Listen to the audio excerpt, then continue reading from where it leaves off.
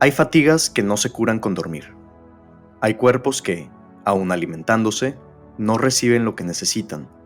Y hay condiciones de salud que pasan desapercibidas porque el malestar se vuelve rutina. Así es la anemia, un problema silencioso cuya detección muchas veces va más allá de un análisis de sangre. Yo soy el Dr. Mauricio Torres y te doy la bienvenida a un episodio más de Hola de Salud, tu ruta de bienestar. ¿Qué tal amigos? ¿Cómo están? Bienvenidos a un episodio más de Hola de Salud. Yo soy el Dr. Mauricio Torres y estamos aquí con el Dr. David Gómez Almaguer. El Dr. David Gómez Almaguer es un hematólogo, jefe de servicio de hematología del Hospital Universitario y profesor clínico de TechSalud. Y el día de hoy venimos a hablar de un tema muy interesante que se escucha muchísimo, pero a veces no tenemos toda la información necesaria para tomar mejores decisiones y buscar ayuda. Doctor, muchísimas gracias por estar con nosotros en Hola de Salud. Hola, buenos días a todos. Gracias, Mauricio, por la invitación. Básicamente, recordar que la anemia es quizás la enfermedad más común o prevalente del universo. Aunque la diabetes es muy famosa y otras más, la anemia es realmente la enfermedad que casi a todos nos va a dar o nos va a afectar, por decirlo más correcto, en algún momento de la vida. Siendo una enfermedad tan prevalente, ¿cómo pudiéramos describir la anemia para las personas que no conocen completamente la definición de la enfermedad? Anemia es la disminución de los glóbulos rojos. El glóbulo rojo transporta oxígeno a través de una proteína que se llama hemoglobina. Por eso mucha gente también habla de la hemoglobina. De hecho, los médicos nos referimos a la anemia de acuerdo al nivel de hemoglobina, porque es una proteína que se mide muy precisa, en forma muy precisa por el laboratorio. Nos gusta más que otras determinaciones. Esta proteína, la hemoglobina, capta oxígeno en el corazón a través de los pulmones y lo reparte el corazón, envía esos glóbulos cargados de oxígeno a los tejidos, donde se consume ese oxígeno y vuelve el glóbulo rojo a circular, a volverse a cargar de oxígeno en pulmones, el corazón lo impulsa y vuelve a llevar oxígeno.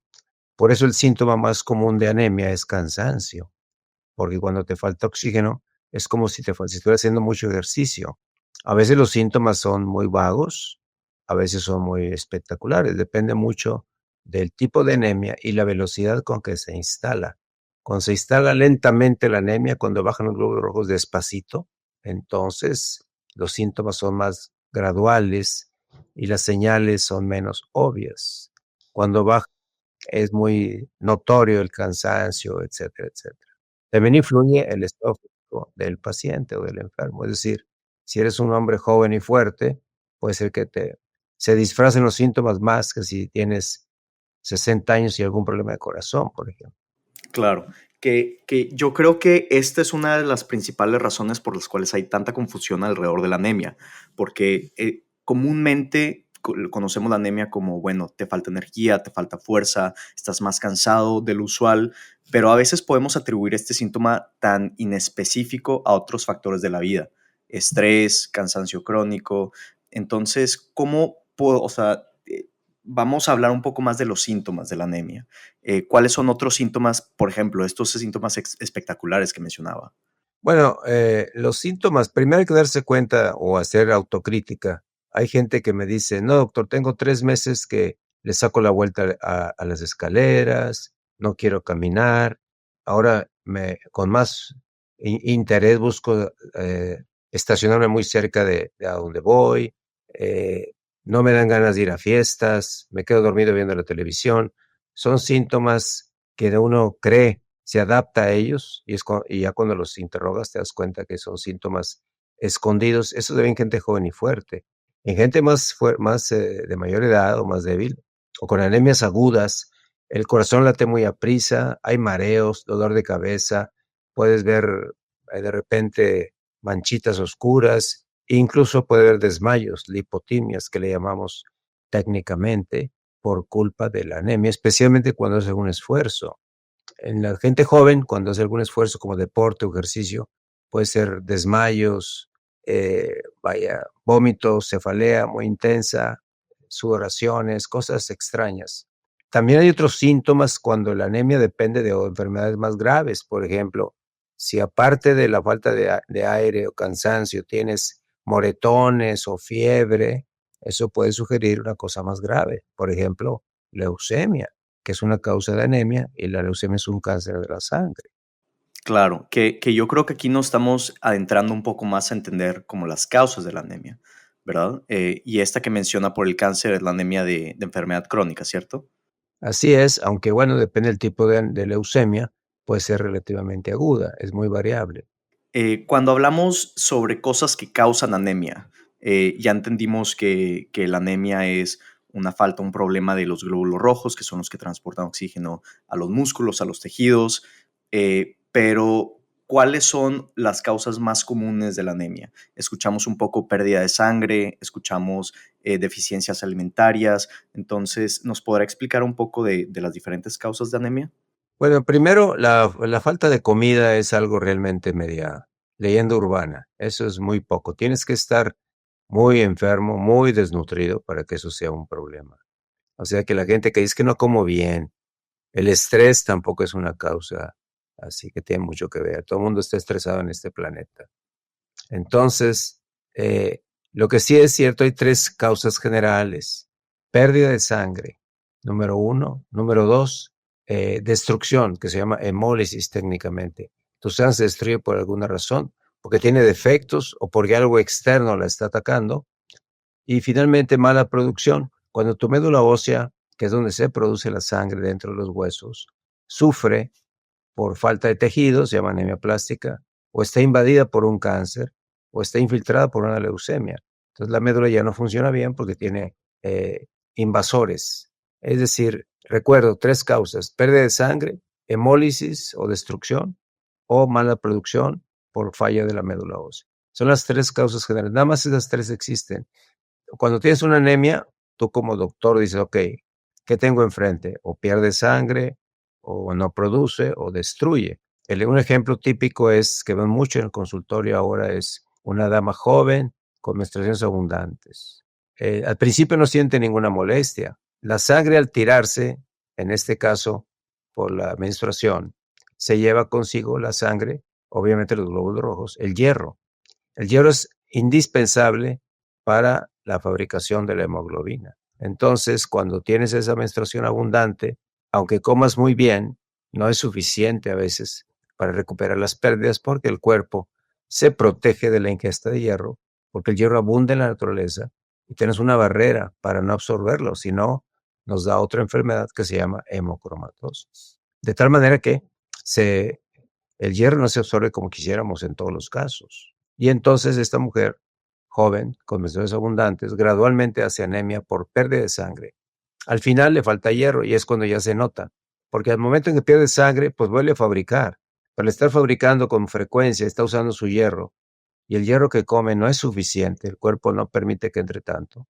Y aunque se aumenta la absorción, no es suficiente, tarde o temprano va a tener anemia. Esa es la causa, una causa típica de pérdida. Otra causa común es en los bebés, para que la gente sepa. Los niños chiquitos al nacer pesan 3, 4 kilos. Al año pesan 10, 12 kilos. Entonces, si tú te das cuenta, se triplicó su peso, se triplicó su volumen sanguíneo y se triplicaron sus glóbulos rojos. Entonces, si ese niño no es alimentado adecuadamente en los primeros 2 años, fácilmente puede desarrollar anemia también por falta de hierro. Entonces, si después de 6 meses no es destetado y adecuadamente alimentado, es otra causa de anemia común en niños pequeños que no son alimentados adecuadamente. Por eso es importante que estos niños sigan las instrucciones claras del pediatra en cuanto a su alimentación.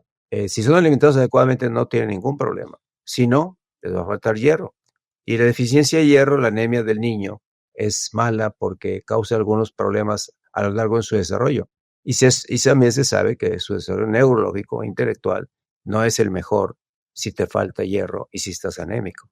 Entonces, en el niño, aún sin sangrar, puedes tener deficiencia de hierro. En el adulto, las mujeres y hombres, la causa más común es la falta de hierro, pero se asocia a sangrado crónico generalmente. O sea, este sangrado crónico puede ser menstruación, que usted mencionaba, menstruación abundante, pero también úlceras, hemorragias, digestivas, cualquier tipo de pérdida de sangre, ¿verdad? Sí, usualmente las pérdidas de sangre del adulto son, si no son por la menstruación, en el varón, por ejemplo, o la mujer de mayor edad, estamos hablando de casi siempre el tubo digestivo. el cual pues es muy lábil a pequeñas inflamaciones, lo maltratamos con la comida, con otras cosas, con irritantes o mala suerte, puede tener pólipos, puede tener venitas alteradas, se llaman angiodisplasias, cáncer ocasionalmente, úlceras. Entonces, por eso es importante que una vez que encontramos la anemia, que te falta hierro, no nada más reponerla. La gente no debe automedicarse, debe buscar a su doctor, idealmente un hematólogo, que analice por qué le faltó el hierro en ese caso o por qué tiene anemia, porque detrás de la anemia debe de haber algo. De hecho, hay una frase de hematólogo viejo que se llama, dadme una anemia y yo os daré un diagnóstico. O sea, te das una anemia y tú buscas dónde está el problema, ¿verdad? Por ejemplo, yo he encontrado anémicos que le están dando hierro, no mejoran, y al estudiarlos con un detalle nos damos cuenta que tienen un tumor renal, un hipernefroma, por ejemplo. Me tocó un caso de que lo habían revisado médicos, no le habían hecho muchos estudios más que, toma hierro, no te preocupes, seguramente tenía un poquito de sangrado en el excremento, pero no lo estudiaron adecuadamente. Y al hacerlo a un paciente con sobrepeso, no se le tocaba nada en su pancita, en su vientre, y encontramos en un estudio que tenía un tumor en un riñón. Es decir, es un ejemplo, hay muchos otros así, de tal manera que las anemias deben encontrarse de dónde está el problema y atacar ese problema para corregirlo, no nada más parchar la anemia. Por eso es muy importante no automedicarse. Yo creo que esto habla a un fenómeno del cual discutimos mucho en este podcast, que es, o sea, ir a las causas que están llevando al problema, ¿no? O sea, a la causa raíz. Y entender, todas las personas que nos están escuchando, que la anemia va mucho más allá de únicamente una falta de hierro. Hay muchas causas de la anemia. Entonces, ya sabiendo un poco de qué es la anemia, cuáles son los síntomas, cómo se pueden generar, ¿cómo nos podemos empezar nosotros a proteger en contra de la anemia? O sea, hablamos ya de identificar los síntomas, pero ¿cuándo deberíamos de buscar ayuda? Bueno, el estudio que detecta la hemoglobina, que mide, es muy simple, se llama biometría hemática. En el sur le llaman citología o citometría hemática, en España hemograma, en fin, el nombre que sea, aquí en el norte le decimos biometría hemática. Esta biometría hemática mide la hemoglobina, los glóbulos blancos, plaquetas, y nos dice mucha información. Un estudio muy simple, se hace una punción venosa, no tiene que ser en ayunas, al contrario, mucha gente puede ser a cualquier hora. Incluso puede ser capilar, en algún lugar lo pueden ser capilar sin tomar demasiado problema con la... En los niños, por ejemplo, es muy fácil. Ese estudio es el que nos dice qué está pasando. Es una especie de biopsia, nos orienta hacia el origen de la anemia. Y es el estudio más común de un laboratorio, no es la glucosa. La diabetes tiene mucha fama, pero no es el mayor problema. Puede serlo, pero ese es un problema de conducta o de otras cosas, de que la gente come demasiado. Comemos demasiado. Pero bueno, la biometría hemática es el estudio más solicitado en el laboratorio. Es muy fácil y ese nos va a orientar dónde estamos. Pero ahora tú dices, bueno, para evitar la anemia yo diría lo siguiente. Número uno, alimentación balanceada. La gente cree que comiendo cosas con hierro como acelgas, espinacas. La verdad es que no somos Popeye y podemos y debemos comer balanceado. La mejor alimentación es una alimentación balanceada. El hierro de los vegetales es un hierro que no tiene buena calidad. Es por eso la comida que incluye proteínas animales o proteínas y vegetales es la mejor. En este caso es importante una dieta balanceada, hacer ejercicio, evitar irritantes exagerados, evitar alcohol, no fumar. Eso es lo que tú puedes hacer para tratar de evitar la anemia. ¿Y cómo puedes darte cuenta? Pues sintiendo esos síntomas raros de que tú dices, estoy cansado porque trabajo mucho, estoy estresado. Bueno, si eso es más allá o es muy crónico, no está de más dar una checadita, ir al doctor o hacerte estudios. Tú puedes ir a un laboratorio y decir, oye, hágame una biometría hemática, hágame un perfil bioquímico. Y con eso tú te das muy bien cuenta qué está pasando, vas con tu médico de confianza y él te puede orientar. Si de plano hay anemia y esta no tiene un origen muy claro, entonces el hematólogo es el especialista, el especialista en la sangre. Somos como vampiros, pero en el buen sentido de la palabra. Nos gusta la sangre, pero nos gusta curarla, no comerla. ¿Ok?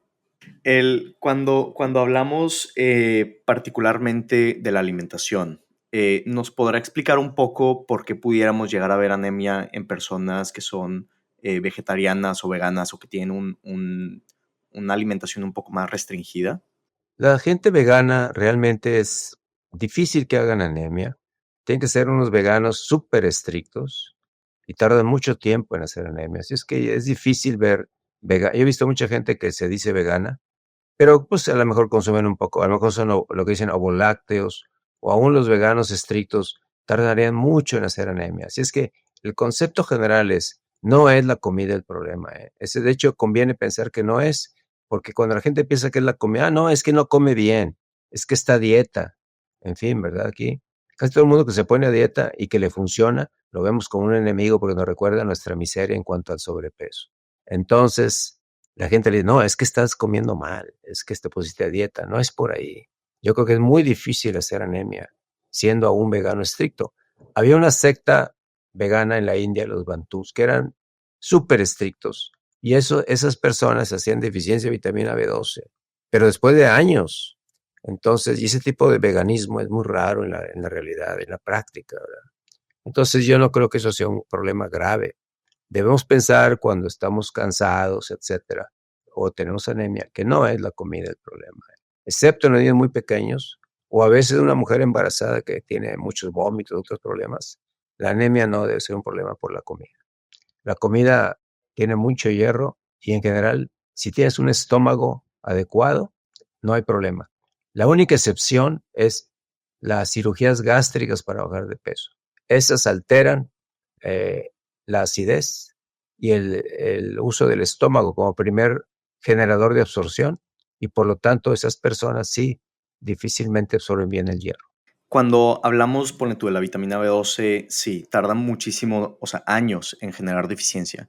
¿Qué tal la vitamina B9, los folatos? Ya sea por deficiencia alimenticia o tal vez por algún medicamento o como usted bien dice, también cirugía, ¿habría problemas con la absorción? Los folatos abundan en la naturaleza y se absorben muy fáciles, aún en gentes como la absorción se absorben. Entonces es difícil pensar que ese era un problema antes en mujeres embarazadas que vomitaban.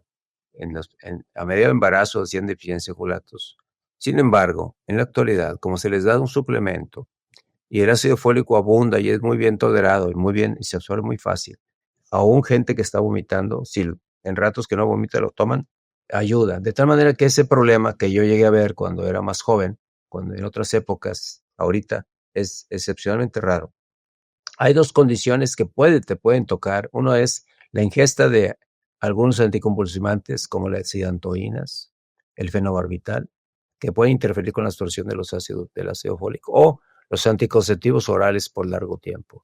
Pero aún esos medicamentos afectan a cierto grupo de personas que tienen lo que se llama una farmacogenómica diferente. ¿Qué es la farmacogenómica? Aquel fenómeno en el cual un medicamento en ti, no en todos, hace un daño o hace un efecto inesperado. Esa es tienes genes que hace que ciertos medicamentos, en tu caso, puedan ser inconvenientes. Eso no es algo de todo mundo. Entonces, existe ese fenómeno de que algunos medicamentos, en algunas personas que tienen condiciones hereditarias, no necesariamente una enfermedad, sino simplemente de dar unos genes, a ellos les puede hacer daño. Y es por eso que la ingesta de anticonceptivos, que es muy común, y algunos anticonvulsivantes, rara vez incluso lo vamos a ver. Yo ya lo he visto, pero es muy raro. También me ha tocado ver alguna que otra perversión alimenticia. Esa gente que parece que vivieron una edad de piedra y que están comiendo. Me tocó una muchacha que se peleó con sus papás, se encerró en su cuarto una temporada, un verano, porque no dejaban ver a su novio. Y se la pasaba tomando Coca-Cola, fritos y pan de dulce. Ella hizo una deficiencia de folatos a los 3 meses. Pero esos casos son muy, muy, muy inusuales. Porque usted menciona que los folatos se encuentran en la naturaleza, entonces mientras estés consumiendo algo de verduras y vegetales, los deberías de estar recibiendo, ¿verdad? Están en todos lados. Es muy difícil que te falle, a menos de que estés en circunstancias muy especiales. Según el Instituto Nacional del Cáncer del Gobierno de Estados Unidos, los folatos, también conocidos como vitamina B9, son nutrientes esenciales que ayudan en la producción de glóbulos rojos sanos. Estos glóbulos son fundamentales para transportar oxígeno desde los pulmones hacia el resto del cuerpo, lo que contribuye al buen funcionamiento de nuestros órganos y sistemas. Cuando hay una deficiencia de folatos, el cuerpo puede no producir suficientes glóbulos rojos, lo que aumenta el riesgo de desarrollar anemia. Doctor, ¿qué tan frecuente nos deberíamos de hacer chequeos? Pues la verdad, si estás sano y te sientes bien y eres una persona disciplinada, no, de verdad no es muy importante, especialmente cuando estás joven. Pero ya pasando los 40 años, una vez al año no es una mala idea. O bien cuando crees que es que estoy cansado, es que estoy trabajando mucho, es que bueno, ese cansancio hay que verificar si no tiene un fondo físico, ¿de acuerdo? Claro, que también se puede resolver. A mí me ha tocado ver esas historias de que es que está yo muy estresado, es que yo estaba a dieta y esa era la culpa. O sea, la gente tiene aquello, es muy común la negación, ¿verdad? Yo no estoy enfermo, lo que pasa es que estoy preocupado, lo que pasa es que trabajo mucho, lo que pasa es que estoy a dieta. Entonces, eso es una forma de decir, le tenemos miedo a las enfermedades y a las consecuencias y entonces preferimos, como dicen, hacernos patos. No sé qué significa hacernos patos, sí, bonito. Pobres patos, ¿verdad? Pero es una frase popular, que te haces pato para engañarte. ¿Será porque hay unos patos de mentiritas que los ponen flotando para traer otros patos y se engañan? No estoy seguro de dónde viene la frase, pero se me ocurre. Estaría muy interesante investigar. Doctor, para cerrar el episodio, ¿qué mensaje le gustaría dejar a todas las personas que sospechan que tienen anemia? Bueno, que es muy fácil estudiarse, no tiene ningún chiste. Es muy rápido. Realmente el estudio se toma en la mañana y está listo en la tarde. O hay lugares en que te lo entregan casi de inmediato, en una hora. Cuando tienes cansancio, etcétera, no está de más. Pero para evitarlo, ¿qué más podemos? No podemos hacer más que llevar una vida sana. Dieta balanceada, ejercicio, evitar irritantes en exceso, alcohol en exceso. También no fumar puede afectar un poquito, no mucho, pero también no fumar es importante. Cuidar tu peso, hay que comer lo correcto y lo necesario sin abusar de los carbohidratos y de los irritantes. Y que también cuando estés un poquito cansado, acordarte que es muy sencillo hacerte una biometría hemática, entre otras cosas, y acudir al médico cuando es necesario, a tu médico de confianza, no dejarlo pasar. Ahora que tenemos la tecnología para curar muchas cosas, es muy importante darnos cuenta a tiempo que tenemos un problema y se resuelve muy fácil. La verdad es que la inmensa mayoría de las anemias las podemos curar muy fácilmente. Pues ahí lo tienen. Muchísimas gracias, doctor, por su tiempo, por platicarnos de la importancia del autocuidado, de escuchar nuestro propio cuerpo, de recordar que tenemos que estar muy al pendientes de lo que nos está diciendo nuestro cuerpo, pero siempre viviendo una vida saludable, comiendo bien, haciendo ejercicio, buenos hábitos y también acudir a prevención, y hay que normalizar hacernos estudios y acudir al médico. A todos los que nos están escuchando, espero que les haya gustado mucho este episodio. Yo soy Mauricio Torres y este fue un episodio más de Ola de Salud.